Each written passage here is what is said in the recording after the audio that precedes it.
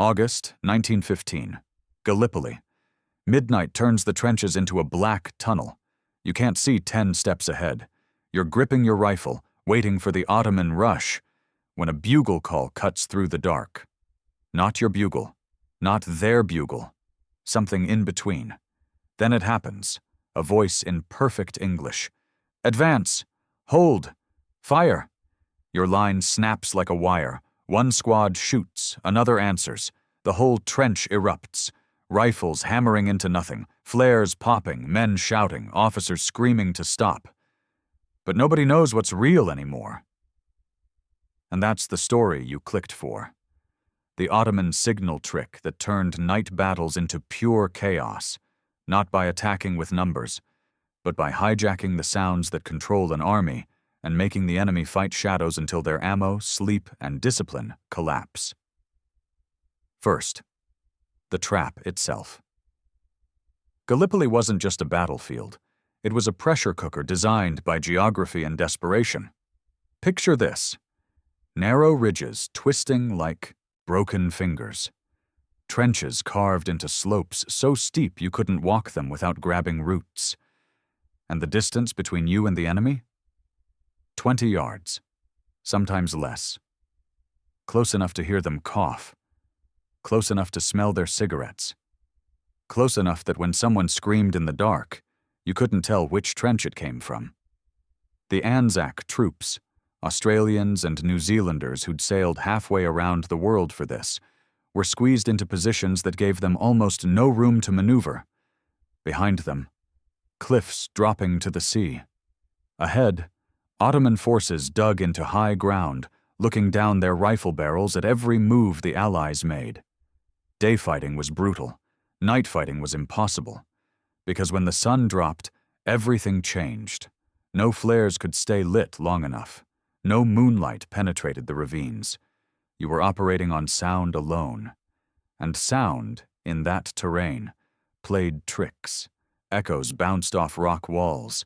Wind carried voices from trenches you thought were empty. A scrape of metal could be 50 feet away or 5. Your eyes were useless. Your ears were everything.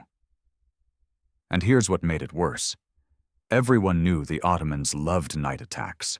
They were famous for it. Sudden rushes in the dark, bayonets first, no warning. So every night, the Anzac line waited. Nerves stretched tight as wire, fingers on triggers, waiting for the moment when shadows would turn into men and the killing would start. Except you're not just scared. You're exhausted. You've been awake for 20 hours, maybe 30. Maybe you don't even remember anymore. Sleep deprivation turns your brain into soup. You start seeing things that aren't there, hearing things that might be real. Your hands shake. Your thoughts lag 2 seconds behind reality. And the Ottomans knew it. They knew exactly what state you were in. So they asked themselves a question that would turn the night into a weapon. What if we didn't have to attack at all? What if we could make the enemy destroy themselves? Here's what you need to understand about battlefield signals. It's simple, almost too simple. Armies run on orders. Orders travel through sound, bugles, whistles, shouted commands. These aren't just noise. They're authority compressed into audio form. When you hear your officer's whistle, you don't stop to think. You don't verify, you react. Because in combat, hesitation kills you. That reflex, that instant obedience to recognized sound, is what keeps units coordinated when everything's chaos. But here's the thing about sound at night. It lies to you. During the day, you can see the bugler. You can see the officer giving the command. Your eyes confirm what your ears are telling you. But in total darkness, sound is all you have. And your brain, desperate for information, will accept almost anything that sounds authoritative. Distance collapses. A voice 200 yards away sounds like it's right next to you. Direction becomes meaningless. Sound bounces, wraps around obstacles, seems to come from everywhere and nowhere. And there's one more thing that makes this psychological weapon so perfect. You can't verify it. If someone shouts, They're coming, in the dark. How do you check? Do you stand up and look? Do you wait to see if it's real, knowing that waiting might mean a bayonet in your chest? Or do you fire first and sort it out later? The Ottomans understood this paralysis. They understood that in darkness, sound didn't just carry information, it carried panic. So they built a weapon out of it, not a weapon made of steel, not a weapon that required ammunition or risked their own men. A weapon made of imitation. Trick number 1. Bugle bait. It starts simple, almost stupid simple. An Ottoman soldier plays a bugle call through the night. But it's not the Ottoman call. It's not quite the British call either. It's off, just wrong enough to create confusion, just familiar enough to demand attention. The Anzac troops hear it. They freeze. What was that? Is that ours? Is someone signaling? Did an order just get passed that we missed? The call comes again. Different notes this time. Closer? Farther? Impossible to tell. Confusion ripples down the trench. Men lean toward each other, hissing questions. Did you hear that? What's it mean? Should we? And then the bugle plays again. Again. Again. It's not about the music. It's never about the music. It's about pulling apart your trigger discipline one thread at a time. Because here's what happens in your head. Every time that bugle sounds, you tense. Every time your finger moves closer to the trigger. Every time your brain screams that something is about to happen. The attack is coming. It has to be coming. Why else would they keep signaling? Minutes pass. The bugle mocks you from the darkness. Your heart is slamming against your ribs. Sweat runs down your face despite the cold. Every muscle in your body is locked, waiting for the rush that never comes. And then, one soldier breaks. Just one. His nerve snaps and he fires into the darkness at nothing, at shadows, at the idea of an attack. That single shot is all it takes. The man next to him hears the shot and thinks, "Contact, they're here." He fires. The next man fires. The next. Within seconds, the entire section is blasting rounds into empty darkness. Officers are screaming to cease fire, but their voices are swallowed by the thunder of rifles. Flares pop overhead, casting wild shadows that look like advancing men. More soldiers see the movement and open fire. The whole line erupts. And the Ottomans? They're sitting in their trenches, watching. Watching you waste ammunition. Watching you reveal your positions with every muzzle flash. Watching you tear apart your own discipline. They haven't fired a single shot. They haven't lost a single man. They just played a bugle. But that's only the first trick. The second one is so much worse. Trick number 2. The voice in your language. Imagine this. You're in that trench again, heart still pounding from the last false alarm. Your lieutenant just chewed everyone out for wasting ammunition. "Hold your fire," he said. "Confirmed targets only." You're trying. God, you're trying. Then you hear it. "Fix bayonets." Clear as day. Perfect English. British accent. The kind of voice that sounds like it graduated from the same officer school as your own commanders. "Prepare to advance." Your stomach drops. Is this it? Is this the real attack? Did command just issue orders and you missed them somehow? You look left, look right. Every face in the trench mirrors your confusion. Someone down the line starts fumbling for his bayonet. Another man is halfway to standing, ready to go over the top. "On my mark, charge!" And that's when it happens again. The line detonates, not because anyone saw the enemy, not because anyone confirmed an order, but because a voice that sounded exactly like authority, told them to act. The Ottomans are using your own language against you. They're not just making noise, they're issuing commands. Commands that sound so legitimate, so perfectly delivered, that soldiers don't question them. They obey them. Historical records from the Australian War Memorial describe it happening over and over. Orders shouted in flawless English would echo through the dark, and sections of the Anzac line would respond as if their own officers had given the command. "Advance! Fall back! They're flanking us!" Each phrase carefully chosen to trigger the exact response that would create maximum chaos. And here's the truly diabolical part. Once those fake orders start circulating, real soldiers start repeating them. Think about it. You hear "they're coming from the left," shouted in English. You believe it's real intelligence. So what do? You pass it along. You turn to the man next to you and shout the same warning. He tells the next man. The next man tells the next.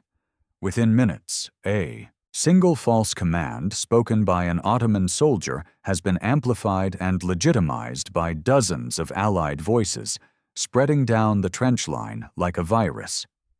The official war correspondent, Charles Bean, documented this phenomenon. He wrote that the confusion was so complete that officers couldn't tell which orders were genuine and which were enemy deception. The night turned into a hall of mirrors made of sound. Every voice suspect, every command potentially a trap. You want to trust your ears. You need to trust them. But how can you, when the enemy has learned to speak with your voice? Now let's watch it all come together. Let's watch the machine work. 2:32 a.m. August 7th, 1915. The Anzac line has been on edge for hours. Small arms fire has been crackling sporadically since midnight. Nervous shots, false alarms, the usual night madness. Everyone's exhausted. Everyone's jumpy. Then the Ottoman soldiers execute their plan. First, the bugles. Multiple bugles staggered across. Different positions, playing those strange, half-familiar calls. The Anzac troops tense up. Fingers find triggers. Eyes strain uselessly into darkness. Then, the voices. English commands shouted from 3 different points simultaneously. "Enemy movement right flank! Prepare for assault! Stand to! Stand to!" One section of the line opens fire. The muzzle flashes light up the night. And that's what the Ottomans were waiting for. Because now they can see you. Every burst of fire is a spotlight advertising exactly where your positions are, how many men are firing, what weapons you're using. But it gets worse. The firing from that first section triggers the next section. They hear the gunfire, assume contact is real, and join in. The cascade spreads. Left to right, right to left, the panic multiplies. Officers are screaming now. "Cease fire! Cease fire!" But their voices can't compete with the roar of rifles and the thunder in everyone's ears. And some soldiers, in the chaos, can't tell if "cease fire" is a real order or another enemy trick. More bugles, more English commands. "They've broken through. Fall back to secondary positions." Some soldiers actually start retreating, abandoning their posts because they believed the shouted order was legitimate. Other soldiers see men leaving their positions and panic, thinking the line is collapsing. The whole thing is unraveling. And through it all, the Ottomans sit in their trenches, occasionally firing a single shot to keep the fear alive, occasionally shouting another command to steer the chaos in a new direction. They're conducting a symphony of panic. They're playing the Anzac line like an instrument.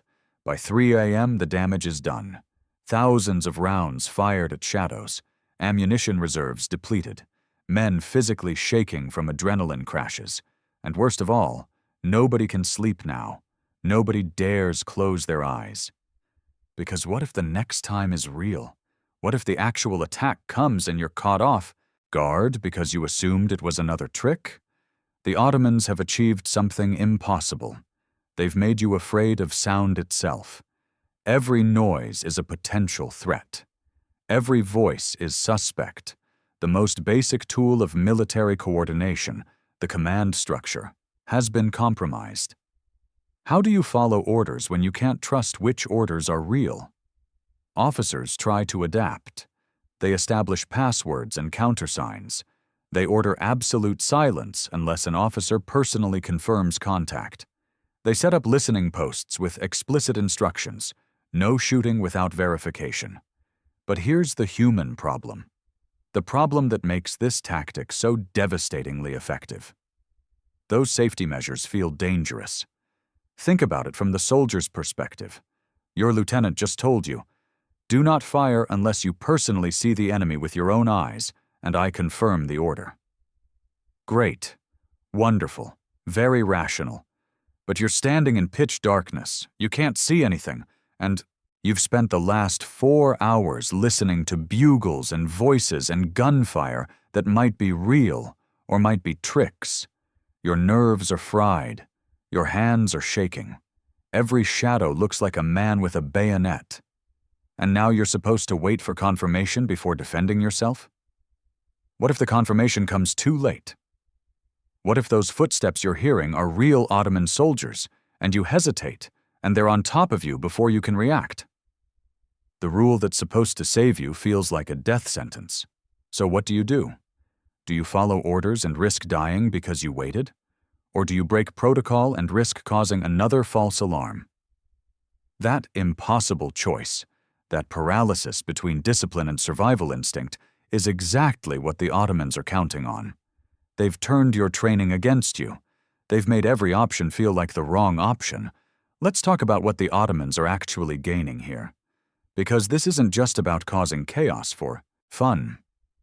There's a cold, calculated strategy behind every fake bugle call and every shouted command. First, ammunition depletion. The Anzac forces don't have unlimited supplies. Every bullet wasted on shadows is a bullet that won't be available when the real attack comes.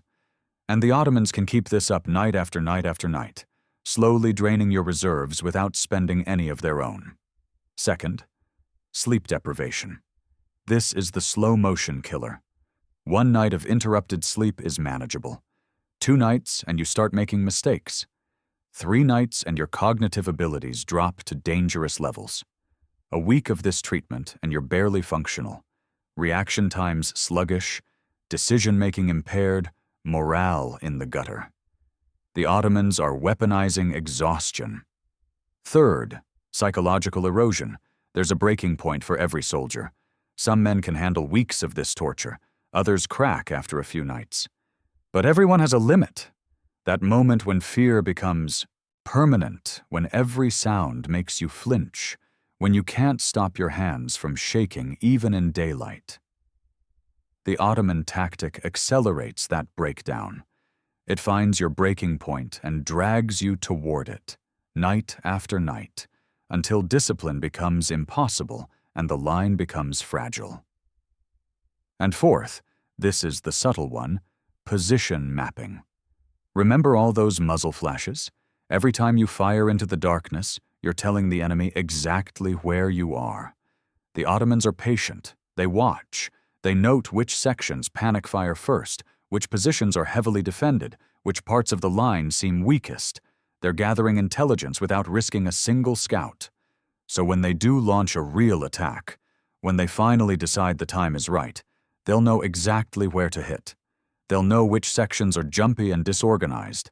They'll know which positions wasted all their ammunition on false alarms. They'll know everything, and you gave it to them for free. Now you might be thinking, okay, this is brutal. But armies adapt, right? They figure out countermeasures. They solve the problem. And you'd be right. Sort of. Because, yes, the Anzac commanders try everything they can think of to stop this nightmare. They implement strict protocols. They create new systems. They drill their men on recognizing enemy deception.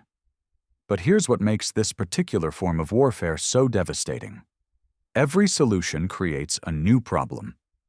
Let's walk through it. Solution 1. Passwords and countersigns. The theory is simple. Before any order is obeyed, soldiers must exchange a password and countersign. Thunder and lightning. King and country. Whatever the daily code is, you don't trust any voice until the password is confirmed. Perfect, right? Except it's pitch black. You can't see who's talking. And the Ottomans have already demonstrated they can mimic English accents perfectly. So what happens when someone shouts, "Thunder!" from the darkness? Du fährst, you shout back, "Lightning!" and potentially give away the password to enemy listeners? Or do you stay silent and risk ignoring a legitimate order from your own officer? And here's the worst part. In the chaos of an actual firefight, nobody remembers passwords. Your brain is flooded with adrenaline. You're operating on pure instinct. Some terrified 19-year-old from Melbourne isn't going to pause mid-combat and ask for today's countersign. He's going to shoot at anything that moves and worry about passwords later. The system works in theory. In practice, it adds another layer of confusion to an already impossible situation. Solution 2. Absolute fire discipline. Orders come down from command. No firing unless you have a confirmed visual target and officer approval.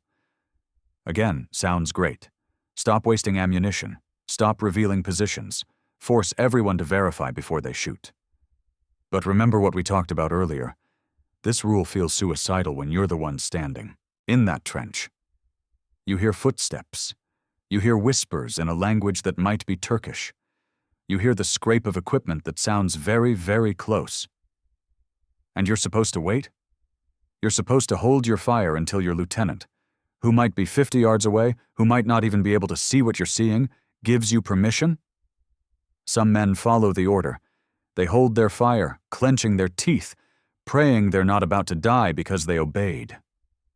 Other men break. They fire anyway. Because survival instinct overrides training every single time when the fear gets strong enough. And when that happens, when one man fires without permission, it often triggers the same cascade as before. One shot becomes 10, becomes 100. The fire discipline shatters, and you're back to square one. Rifles hammering away at nothing while officers scream themselves hoarse, trying to restore order. The Ottomans just wait for it. They know you can't maintain perfect discipline under these conditions. So they keep applying pressure. Another bugle, another shouted command, another mysterious sound in the darkness, until someone's nerve breaks and the chaos starts all over again. Solution 3. Silent listening posts. Some units try a different approach. They establish forward positions, tiny outposts between the main trenches, with just 2 or 3 men whose only job is to listen. No shooting, no movement. Just sit in the dark and use your ears to detect real threats.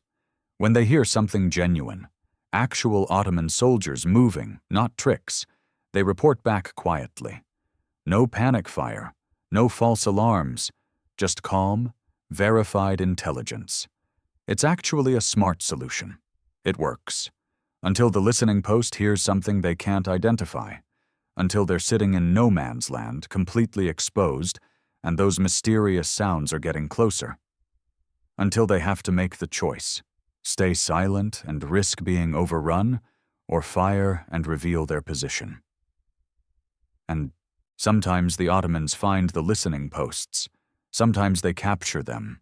And sometimes, this is the nightmare scenario that keeps officers awake, they capture them alive and force them to call back false reports to the main line. Now you can't even trust your own scouts. You see the pattern? Every defense has a crack. Every countermeasure has a weakness, and the Ottomans are patient enough to find it. But there's something deeper happening here. Something that goes beyond tactics and logistics. The Ottomans are attacking your certainty. During daylight, war is brutal but comprehensible. You can see the enemy. You can see your objectives. Cause and effect make sense. You shoot at that position, soldiers in that position shoot back. It's horrible, but it's real. Night warfare, especially this kind of psychological night warfare, removes certainty entirely. You don't know if that sound is a threat.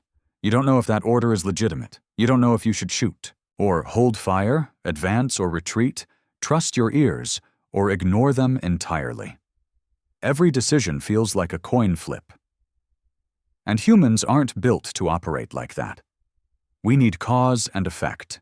We need to believe our actions matter. We need to feel like we have some control over our survival. The Ottoman signal trick strips all that away. It reduces you to an animal state. Pure fear, pure reaction, pure confusion. And in that state, you stop being an effective soldier. You become a liability, a danger to yourself and everyone around you. That's the real victory. Not the wasted ammunition, not the lost sleep, not even the intelligence gathered from your muzzle flashes. The real victory is psychological annihilation, the destruction of your ability to function as a coherent fighting unit. Now, I promised you context. I promised you'd see where this came from. Because the Ottomans didn't invent psychological warfare at Gallipoli. This was part of a much older tradition, a military culture that understood something most Western armies were still learning. The battle for perception is just as important as the battle for territory. Go back to 1583, northern Anatolia. The Ottomans are fighting the Safavid Persians at a place that history will remember as the Battle of Torches. The fighting starts during the day. Standard stuff. Cavalry charges, infantry formations, the usual choreography of 16th century warfare. But as the sun drops, neither side withdraws. The battle continues into darkness. And here's where it gets interesting. Both armies light thousands of torches. Not to see better, torches actually ruin your night vision, but to create psychological effects, to look larger, to create confusion about numbers and positions, to turn the battlefield into a theater where appearance matters more than reality. The Ottomans win that night, not because they had better weapons or more soldiers, but because they understood how to manipulate what the enemy perceived. That lesson, that understanding that controlling senses means controlling behavior, got passed down through Ottoman military culture for over 300 years. By the time they're facing the Anzacs at Gallipoli, it's not a trick, it's tradition, it's doctrine. They've had centuries to refine the art of using sound, light, and timing to create psychological advantage. They know how humans respond to certain stimuli in darkness. They know how fear spreads through a formation. They know exactly which nerves to press to make a disciplined unit fall apart. The Anzac troops never stood a chance, not because they were bad soldiers, but because they were fighting an enemy that had weaponized human psychology itself. Let's bring this to the human level. Let's talk about what it actually feels like to survive this. You're Private James Morrison from Sydney, 22 years old, volunteered because you believed in the cause, because your friends were going, because it seemed like the right thing to do. The first night the bugles start, you're annoyed more than scared. What the hell are they playing at? You mutter to your mate in the next fire position. You don't fire. You keep your discipline. You feel proud of yourself. Second night, same thing. More bugles, some shouting in English. Your section fires a few rounds, but the sergeant gets everyone under control pretty quick. You're handling it. Third night. You're tired now. Really tired. You dozed off for maybe an hour total the previous night. Your eyes are burning. Your thoughts are muddy. When the bugles start this time, your heart rate spikes immediately. Your body remembers the fear, even if your mind is trying to stay calm. Fourth night. Someone in your section panics. You hear the shot, you see the muzzle flash, and without thinking, without even deciding to, your rifle is up and you're firing too. You don't know why. You just know you had to. The sergeant is screaming at you, but you barely hear him over the R, ringing in your ears. Fifth night. You can't stop shaking. Your hands won't stay still. You keep seeing movement that isn't there. Every sound makes you jump. You fired 3 times tonight, all at nothing, and you don't even remember deciding to pull the trigger. It just happened. By the 6th night, you're not really Private Morrison anymore.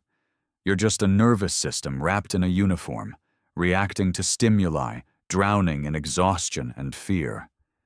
The person you were a week ago, confident, disciplined, proud, is gone. The Ottomans didn't have to shoot you. They didn't have to send a single soldier over the top. They broke you with sound. And here's what the commanders back at headquarters don't understand. What they can't understand unless they've spent nights in those trenches themselves. This isn't cowardice. This isn't lack of discipline. This isn't soldiers failing to do their jobs.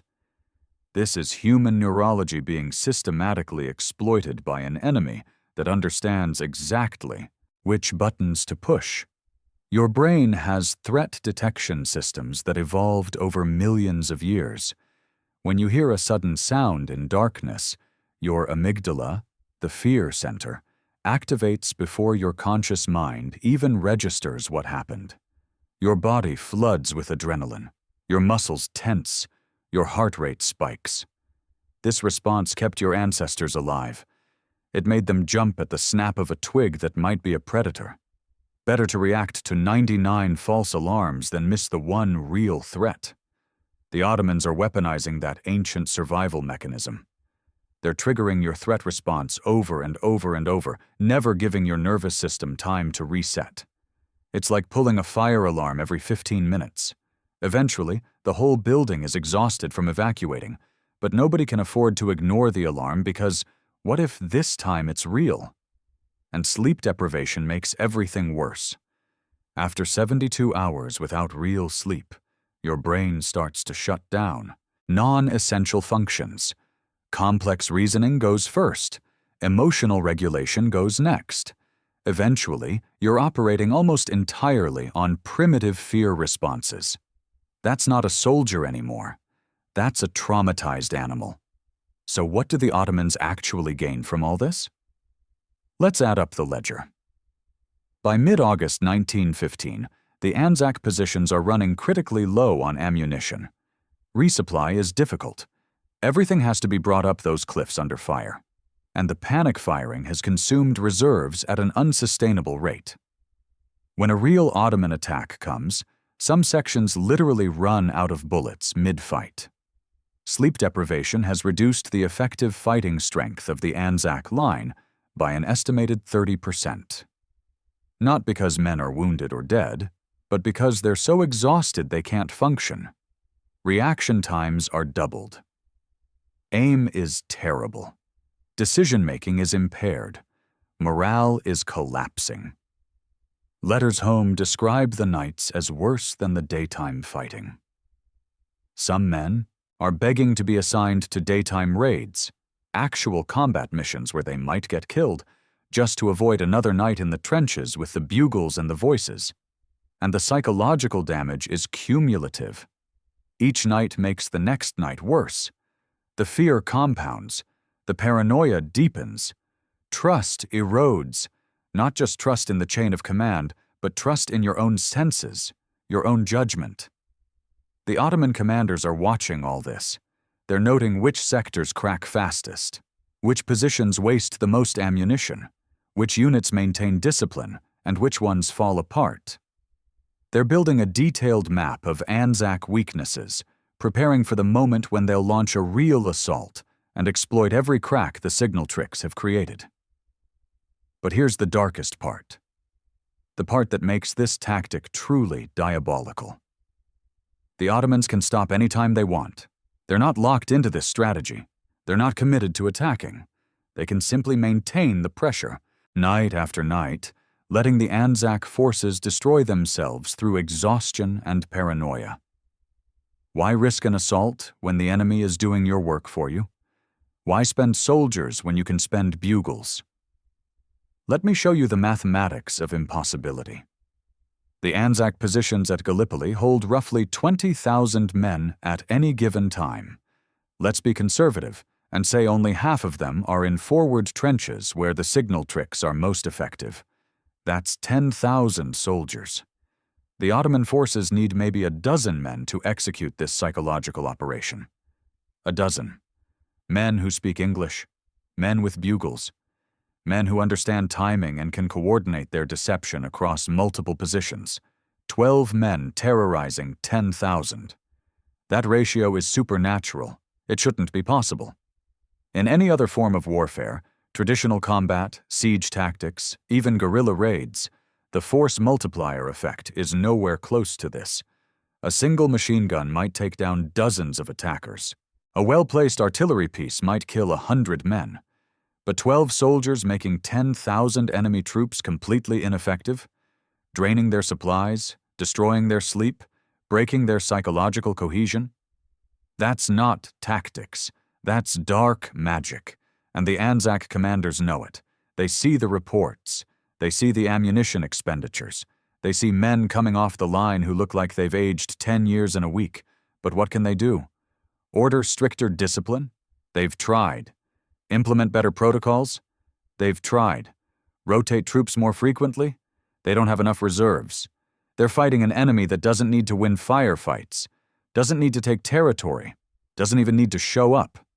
The Ottomans have found a form of warfare where traditional military advantages, numbers, firepower, supply lines, are almost irrelevant.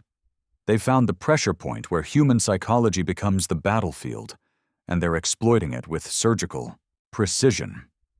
Now, here's something the historical accounts don't talk about much, but it's important. The Ottoman soldiers executing these operations aren't safe either. Yes, they're not charging into machine gun fire. Yes, they're not suffering the same casualty rates as a frontal assault would cause. But they're still exposed. They're still vulnerable. Every time an Ottoman soldier gets close enough to shout English commands at the Anzac trenches, he's within rifle range. Every time someone plays a bugle, he's giving away his approximate position. If the Anzac troops get organized, if they manage to coordinate their fire effectively, those Ottoman psychological warfare specialists are dead men. And sometimes that's exactly what happens. The Ottoman command is betting that the psychological value of the operation outweighs those risks. They're betting that breaking Anzac morale and discipline is worth sacrificing some of their English-speaking soldiers. That's how valuable they consider this tactic, worth dying for, because they understand something profound. In war, the side that controls perception often wins, even if they lose the body count. Let's talk about what happens when the real attacks finally come. September 1915. The Ottomans decide the Anzac line is sufficiently weakened. Time to see if all those sleepless nights have done their job. They launch a night assault. A real one this time, not a psychological operation. Infantry advancing under cover of darkness, bayonets fixed, the whole traditional nightmare. And guess what happens? Half the Anzac line doesn't react. Not because they're cowards, not because they're unprepared, but because after weeks of false alarms, weeks of firing at nothing, weeks of being punished for responding to every sound, their threat detection system has been completely scrambled. When the actual attack comes, some sections assume it's another trick. They hear the sounds of advancing soldiers and think, "Not falling, for that again." They hold their fire, waiting for confirmation, following the protocols they've been drilled on. By the time they realize this is the real thing, Ottoman troops are already in the trenches. Other sections go the opposite direction. They panic fire at everything, burning through ammunition so fast they're empty before the actual assault reaches them. They've been conditioned to respond to every stimulus with maximum force, and they can't modulate that response when it actually matters. The psychological operation has created a no-win situation. Hold fire and risk being overrun. Fire indiscriminately and be useless when the real threat arrives. The Ottomans have broken the Anzac ability to distinguish signal from noise. And in combat, that's a death sentence. The Anzac units eventually adapt. They have to. This isn't a problem you can solve by being tougher or braver. It's a problem that requires systematic change. Some solutions work. Units start using coded phrases that change daily. Not just passwords, but specific ways of structuring commands that Ottomans observers wouldn't know. Charlie section, execute protocol 3 means something specific to that unit on that day, and the Ottomans can't fake it because they don't know the code. Other units station officers at regular intervals whose only job is voice verification. Before any order propagates down the line, it has to pass through an officer who personally confirms it came from legitimate command. The most effective solution turns out to be the simplest: aggressive counter-shouting. When fake English commands echo through the darkness, Anzac sergeants immediately shout corrections at maximum volume. "That was not a real order! Hold your positions!" They turn the sound space into a battlefield itself, fighting for control of the audio environment. It helps. It genuinely helps. Discipline slowly returns. The panic fire incidents decrease. But here's the thing about psychological wounds: they don't heal cleanly. Even after the worst of the signal tricks stop, the soldiers who endured them are never quite the same. They startle too easily. They struggle with sleep. Years after Gallipoli, veterans will report nightmares about voices in the darkness, about bugles they can't locate, about firing at shadows that never existed. The Ottoman signal trick didn't just win tactical advantages. It left scars that lasted lifetimes. Now let's zoom out. Because this story isn't just about Gallipoli. It's about something bigger, something that echoes through military history. Go back to 1583, the Battle of Torches in northern Anatolia, Ottoman forces fighting the Safavid Persians. The battle starts during daylight but continues into darkness, and both armies light thousands of torches. Not for visibility, for effect. The torches create confusion about numbers. They make armies look larger, positions seem different. They turn the battlefield into theater where perception matters, more than reality. The Ottomans win that night, not through superior weapons or numbers, but through controlling what the enemy sees and believes. That lesson, that understanding that manipulating senses means controlling behavior, becomes doctrine. It gets refined over centuries. By 1915, it's not a trick anymore. It's tradition. It's culture. The Anzac troops never stood a chance, not because they were bad soldiers, but because they were fighting an enemy that had spent 300 years perfecting the art of psychological warfare. So what's the final lesson here? What's the takeaway from this impossible story? It's this: daytime battles are won with steel and numbers. Night battles are won with signals, nerves, and mistakes. During the day, you can see the enemy. You can count their troops, assess their weapons, measure distances, make rational decisions based on observable reality. War becomes a contest of resources and tactics. But at night, war becomes something else entirely. It becomes a battle for control of perception. What sounds real? What looks threatening? Can you trust your senses? Can you trust your training? Can you trust anything at all? The side that understands this, the side that can weaponize uncertainty itself, has an advantage that no amount of artillery or manpower can overcome. The Ottomans at Gallipoli understood this perfectly. They didn't need to beat the Anzac forces in open combat. They just needed to make the darkness itself feel hostile. Make every sound a potential threat. Make every moment of silence feel like the calm before an attack. They turned the night into their ally, and the Anzac nervous system into their weapon. Here's the final image I want to leave you with. It's 3 a.m. August 1915. You're in that trench again. You've survived another night of bugles and voices and false alarms. Your hands have finally stopped shaking. The shooting has died down. Silence settles over the battlefield. And in that silence, you realize something terrifying. You can't tell anymore. You genuinely can't tell if the quiet means safety or if it means they're coming for real this time, just moving more carefully, getting closer while you're too exhausted to notice. The absence of sound has become just as threatening as the presence of sound. That's the Ottoman victory, not the casualties inflicted, not the territory gained, but the complete destruction of your ability to feel safe in darkness.